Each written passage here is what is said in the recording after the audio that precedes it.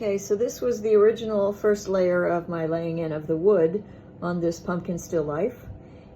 And this is what I'm working on now. Because I wanted to put more gray in it, more gray into the wood, so that it would really make these colors sing and pop out, because these are all warm colors.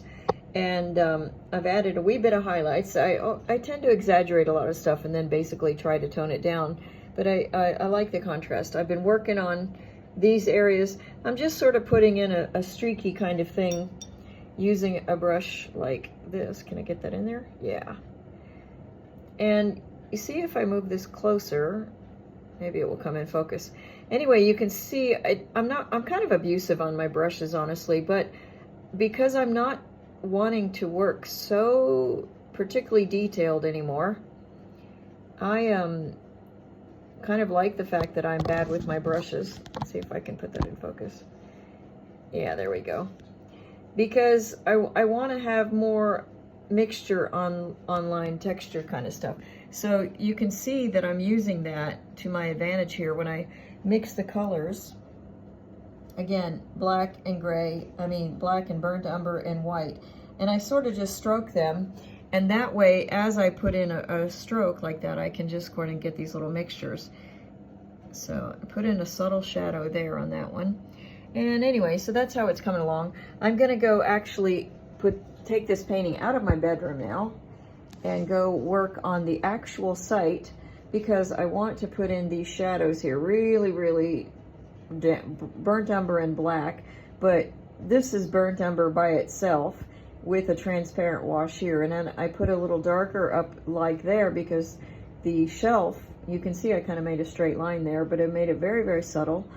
The shelf is casting a shadow onto this background. That corner turned out dark. I'm okay with that. Kind of puts the eye back up into there. So I like the little bit of light in here, but I do want to make this darker here. And I oiled it in earlier today. So you can see some of the wet oil is there. So this is sucking up a lot of juice. And so anyway, I'm going to be using my stand oil, or spike oil. I think it's spike oil. It smells really good. But anyway, I'm going to put that in, and then I'm going to put the shadow in. But I need to do that with the live model because I don't want to make it up. And anyway, so I'm going to kind of go back to that.